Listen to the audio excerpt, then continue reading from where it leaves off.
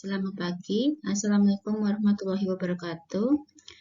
Sebelumnya saya mohon maaf karena saya terlambat untuk memberikan penjelasan mengenai faktor yang mempengaruhi ketoksikan. Pada kesempatan kali ini saya akan memberikan penjelasan mengenai faktor yang mempengaruhi ketoksikan. Berikut adalah faktor-faktor yang mempengaruhi ketoksikan. Yang pertama adalah faktor intrinsik dari zat beracun. Faktor intrinsik dari zat beracun sendiri itu terdiri dari faktor kimia dan juga kondisi pemejanan. Yang kedua adalah faktor intrinsik makhluk hidup. Jadi, secara garis besar ada dua macam faktor, yaitu dari zat beracunnya itu sendiri dan dari makhluk hidup atau yang terkena paparan dari zat beracun.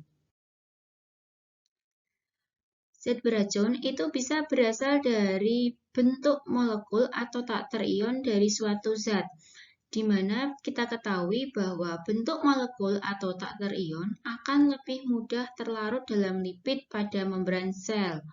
Apabila sudah masuk ke dalam membran sel, maka akan mengalami translokasi lebih mudah ya. Jadi lebih mudah masuk ke dalam tubuh sehingga akan lebih mudah berpindah tempat. Seperti kita ketahui bahwa sistem biologis kita itu adalah tersusun dari barir lipid atau membran sel ya. Sehingga apabila ada zat beracun yang mampu menembus dari membran sel, maka akan dengan mudah bertranslokasi ke dalam tubuh. Terus bagaimana kita bisa memperkirakannya ya? Bagaimana suatu zat beracun itu bisa masuk ke dalam tubuh? Maka bisa dilakukan perhitungan dengan rumus Henderson-Hasselbalch. Persamaan Henderson-Hasselbalch itu menggunakan rumus jika asam, yaitu rumusnya yaitu pKa sama dengan pH plus log Ha per amin ya. Ya, di sini jelas yang mempengaruhi dari suatu zat itu bersifat asam atau tidak, yaitu perbandingan dari jumlah molekul dan ion, yaitu berupa selisih pH dan pKa. Dari nilai pKa nanti bisa diketahui apakah zat beracun tersebut bersifat molekul atau bersifat ion ya. Jadi dengan cara di atas kita bisa memperkirakan bagaimana efektivitas translokasi zat beracun dalam tubuh ya. Apakah berada dalam bentuk molekul ataupun dalam bentuk ion. Apakah mudah menembus membran sel biologis dari dalam tubuh kita atau tidak. Selanjutnya yaitu biotransformasi dan toksisitas zat beracun. Di sini, biotransformasi diartikan sebagai perubahan struktur kimia zat beracun yang dikatalisis oleh sistem enzim tertentu yang ada dalam sel hidup. Jadi ketika suatu zat masuk ke dalam tubuh ya, apalagi zat beracun, maka akan mengalami perubahan gugus fungsionalnya. Nah, di sini adalah sistem biotransformasi yang berperan di dalamnya. Keberadaan zat beracun itu tergantung dari senyawa induknya. Ini sudah pernah kita bahas di pertemuan yang sebelumnya, yaitu suatu zat yang masuk ke dalam tubuh itu bisa bersifat beracun atau tidak tergantung dari senyawa induknya. Apakah mampu membuat menjadi metabolit yang lebih polar atau non-polar dibandingkan dengan senyawa induknya. Maka di sini yang berperan sebagai penentu ketoksikan suatu zat adalah sifat ubahan ya, dalam hal ini adalah metabolit yang nantinya terbentuk itu bisa bersifat toksik atau tidak toksik atau lebih toksik dari senyawa induknya. Metabolit yang lebih nonpolar akan lebih toksik karena akan mengalami resirkulasi dan redistribusi ke sel sasaran. Sedangkan metabolit yang lebih polar akan lebih mudah untuk dieskresikan. Tahu ya bedanya ya? Kalau lebih nonpolar, dia akan lebih bersifat lipid, sehingga akan sulit untuk dikeluarkan dan akan mengalami redistribusi ke sel sasaran. Artinya apa? Akan terjadi penumpukan pada sel sasaran. Sedangkan metabolit yang lebih polar maka akan lebih mudah untuk dieskresikan atau dikeluarkan dari dalam tubuh. Nah, Berikut adalah faktor yang mempengaruhi, yaitu faktor kimia zat beracun atau dari dalam makhluk hidup itu sendiri. Jadi, untuk penentu ketoksikan dari toksikologi yaitu apakah zat yang terbentuk atau metabolit yang terbentuk itu lebih polar atau lebih nonpolar dibandingkan senyawa induknya. Nah, oleh karena itu arti pentingnya apa di sini?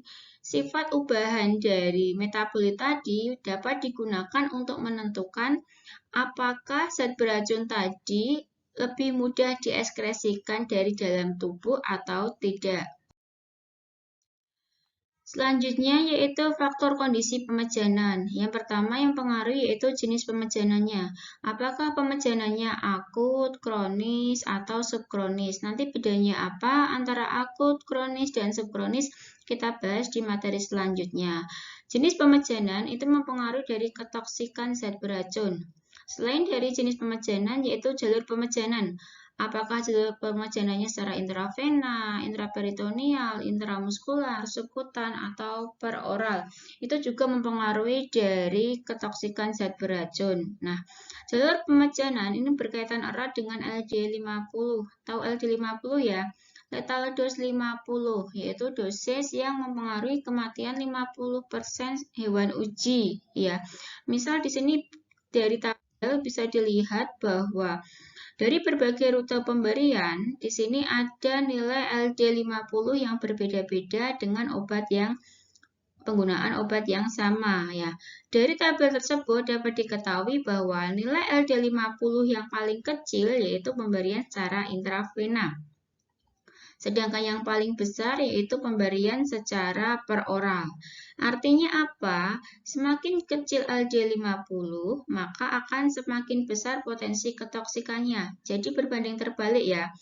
Jika obat yang sama diberikan dengan jalur yang berbeda, maka ini akan menimbulkan onset ketoksikan yang berbeda.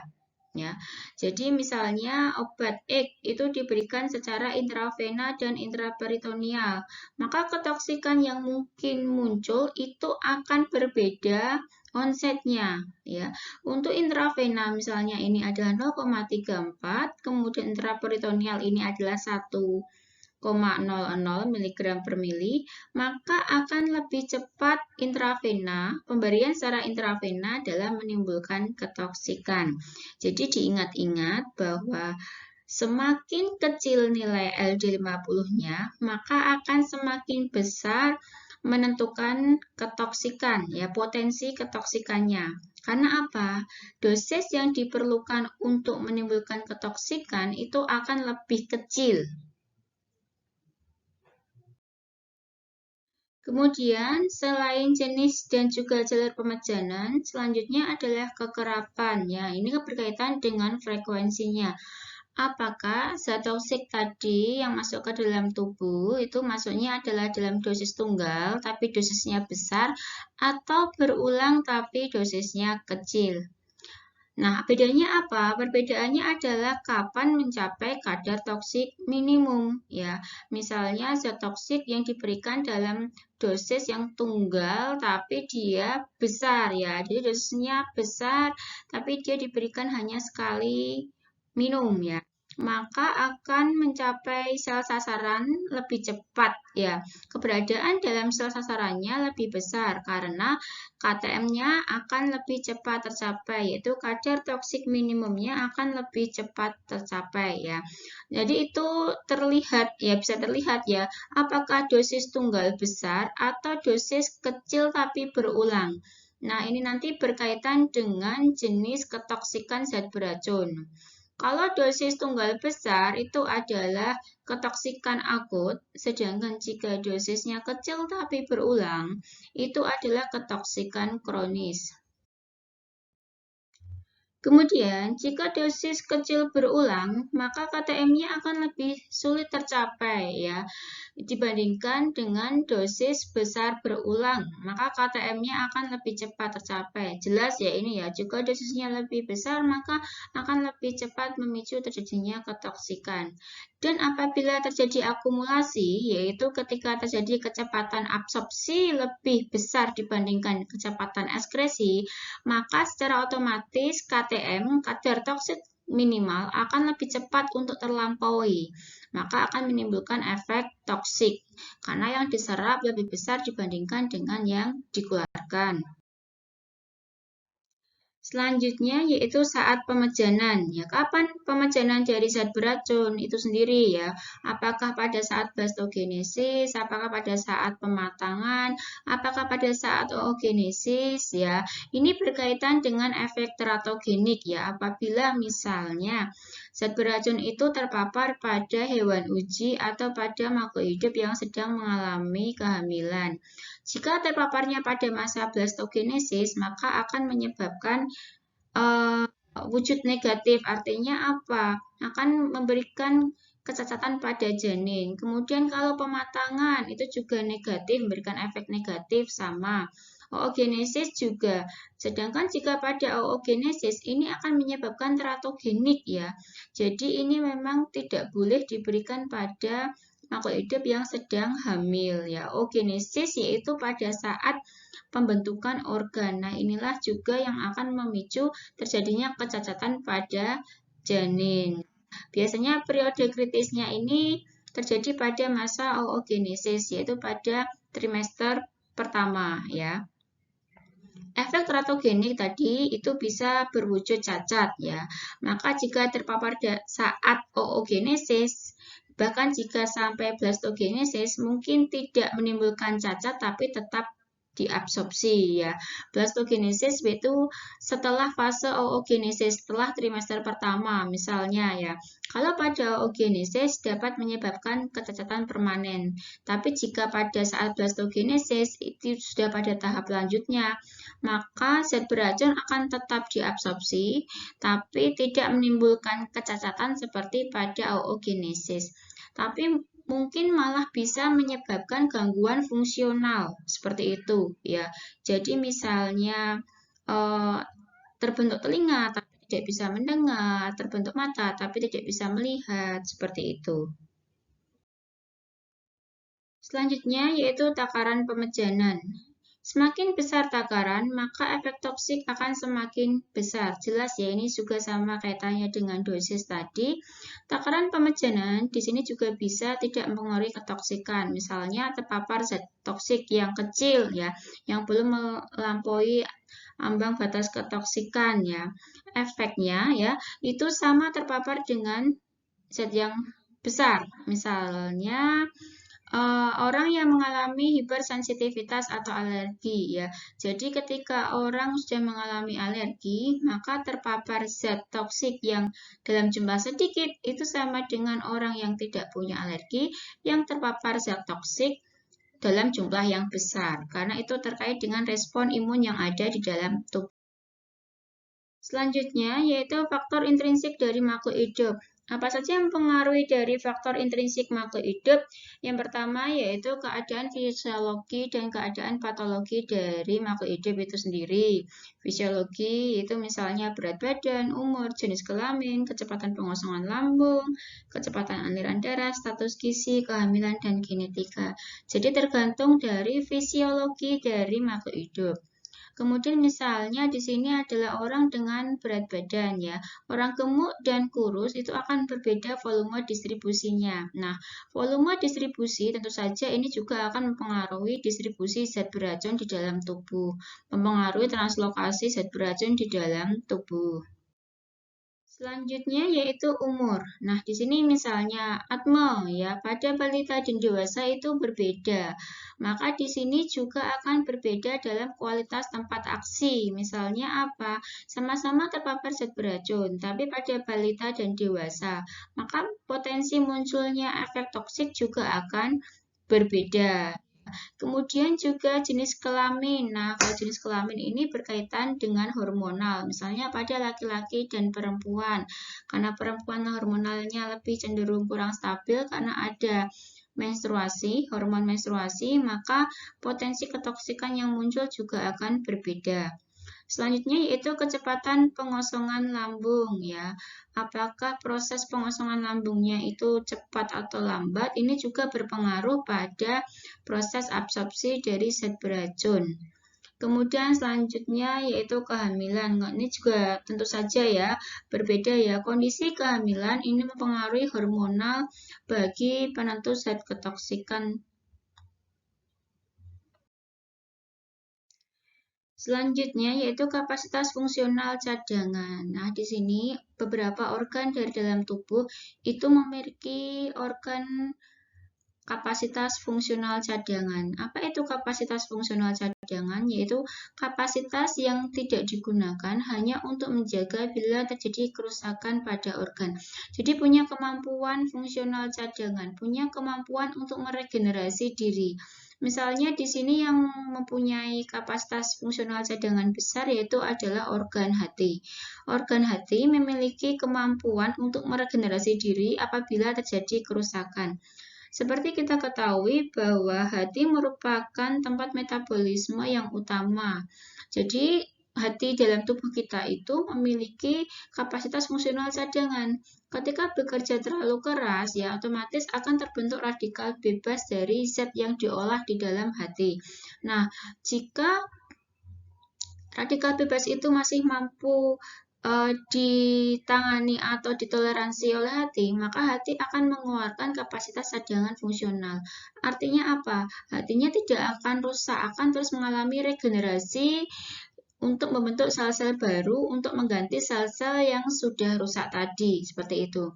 Tapi bila mana hatinya bekerja terlalu berat, maka kapasitas fungsional cadangan atau kemampuan meregenerasi diri ini juga tidak bisa mentoleransi lagi, sehingga akan terjadi kerusakan hati, ya, seperti itu. Pada orang dengan kapasitas fungsional cadangan, maka tidak akan terdeteksi kerusakannya atau ketoksikannya. Tadi seperti yang saya sampaikan bahwa ada kemampuan dari hati itu untuk toleransi suatu zat yang bersifat radikal bebas atau ketoksikan. Tapi jika misalnya kerusakannya terlalu parah, maka akan muncul kerusakan hati atau mungkin akan terjadi efek toksik tadi. Jadi kapasitas fungsional cadangan itu bisa digunakan untuk menutupi efek toksik yang sifatnya ringan. Akibatnya apa? Negatifnya, jika ketoksikan zat beracun meningkat, maka tidak ketahuan ya. Jadi apabila sudah terjadi penumpukan bersifat parah, baru nanti bisa terdeteksi seperti itu. Selanjutnya yaitu penyimpanan zat beracun. Di mana sih zat beracun itu tersimpan dalam tubuh? Jadi tiap hari kita pasti akan terpapar zat beracun, baik dari jalan, udara, makanan, dan lain-lain. Maka zat beracun tersebut akan tersimpan dalam lemak di dalam tubuh. Karena untuk zat beracun itu kebanyakan bersifat lipofil. Kemudian juga bisa tersimpan dalam protein serta dalam tulang. Nah, karena terakumulasi dalam jangka waktu yang lama, maka penyimpanan dalam waktu yang lama tadi dapat menyebabkan akumulasi zat beracun. Jika sudah terakumulasi, maka akan menyebabkan redistribusi atau resirkulasi ke dalam tubuh. Nah, inilah yang akan memicu terjadinya efek toksik. Maka ketoksikan itu biasanya sifatnya adalah kronis yang tidak disengaja ya. Karena tertumpuk dalam jangka waktu yang lama, maka baru nanti ketika sudah terkumpul, terakumulasi, muncullah yang namanya efek toksik. Misalnya di sini adalah kasus buyat atau keracunan merkuri. Merkuri disimpan dalam tulang dan rambut, yaitu dengan tes setengah eliminasi 2 bulan. Sehingga ketika merkuri itu sekali telan atau misalnya terpapar merkuri dengan dosis ketoksikan, maka akan hilang 3-2 kali tes setengah ya, yaitu sekitar 6-10 bulan. Jadi kalau misalnya terpapar merkuri ya, dan merkuri ini banyak disalahgunakan untuk kosmetika ya biasanya ya.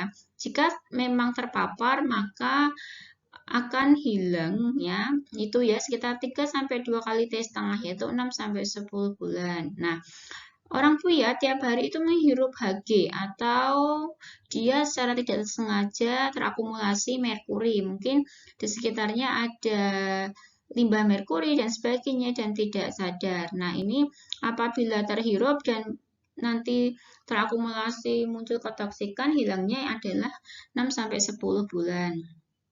Kemudian lagi adalah contoh kasus DDT. DDT ini biasanya digunakan untuk insektisida. DDT ini sifatnya sangat lipofil, sehingga larut dalam lemak dan susu. Maka tes setengah eliminasinya ini adalah lebih lama, yaitu 3 bulan. Dan hilangnya untuk DDT itu sekitar 3-5 kali tes setengah eliminasi, yaitu sekitar 9-15 bulan. Selanjutnya yaitu genetika ya. Kalau gen ini terkait dengan tempat aksi zat beracun yaitu reseptor, enzim, protein non-enzim atau nirenzim. Enzim dan protein non-enzim keberadaannya dalam tubuh itu ditentukan oleh sifat-sifat genetik. Jadi ini spesifik sifatnya ya pada setiap orang. Misalnya keberadaan asetilator cepat, asetilator lambat, kemampuan metabolismenya cepat, kemampuan metabolismenya lambat itu tergantung dari genetika. Karena beda ras itu juga beda proses metabolismenya. Jika ciri model genetik itu menjadi cacat, enzim dan protein non-enzim secara kualitas dan kuantitas molekulnya itu bisa berubah atau jumlahnya berkurang, sehingga molekul menjadi kurang sempurna. Contohnya tadi misalnya cacat dalam sistem metabolisme. Itu tidak bisa dijelaskan kenapa pada genetik orang dengan ras Asia dengan ras Kaukasia itu misalnya mengalami perbedaan metabolisme karena itu terkait dengan genetik ya.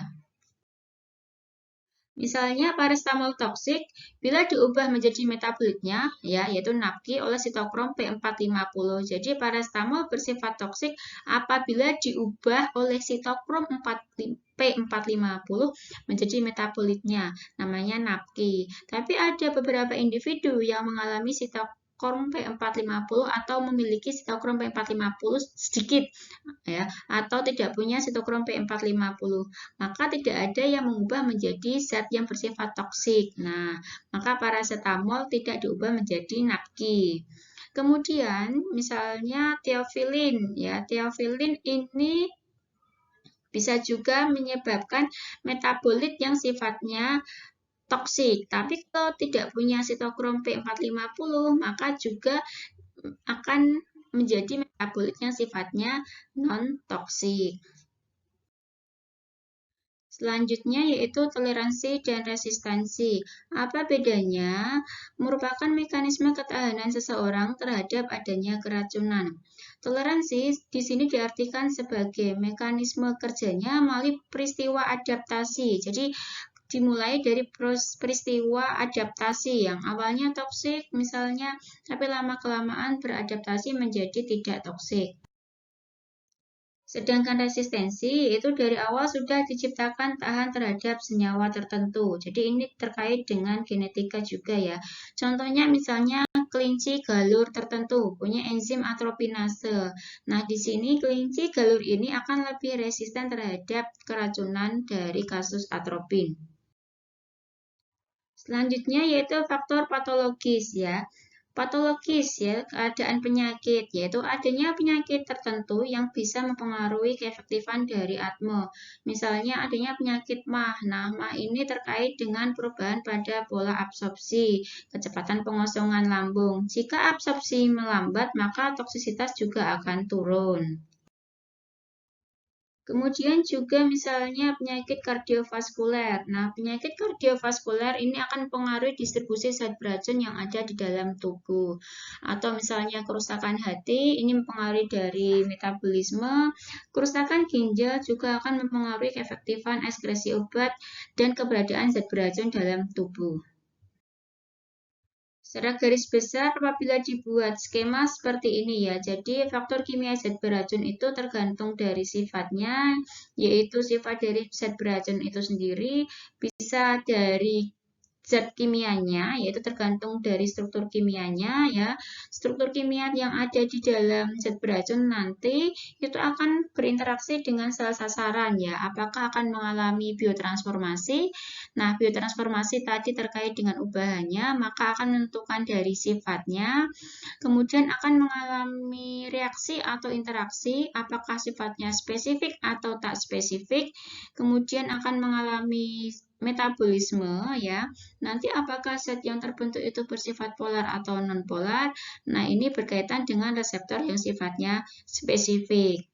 Atau sifat zat kimia itu dilihat dari sifat kimia fisika, tingkat ionisasi, dan juga kelarutan dalam lipid. Yang ketiganya itu akan mempengaruhi translokasi obat yang ada di dalam tubuh. Translokasi obat itu efektivitasnya itu dilihat dari mencapai atau tidaknya pada target atau sasaran tubuh atau berinteraksi dengan reseptor. Nah, efektivitas tadi bisa menentukan dari toksisitas dari suatu pengobatan. Nah, itu mungkin yang bisa saya sampaikan pada materi yang keempat, yaitu faktor yang mempengaruhi ketoksikan. Saya kira cukup untuk penjelasan dari saya. Semoga bermanfaat. Dan sekali lagi mohon maaf, saya ada keterlambatan dalam hal penjelasan karena kami memang yang ada di program studi sedang mempersiapkan akreditasi yang akan divisitasi tanggal 2-3 November, sehingga sering ada rapat-rapat yang mendadak seperti itu. Semoga apa yang saya sampaikan tidak mengurangi esensi dari materi yang seharusnya saya berikan. Itu saja mungkin penjelasan dari saya. Terima kasih semuanya. Selamat pagi. Wassalamualaikum warahmatullahi wabarakatuh.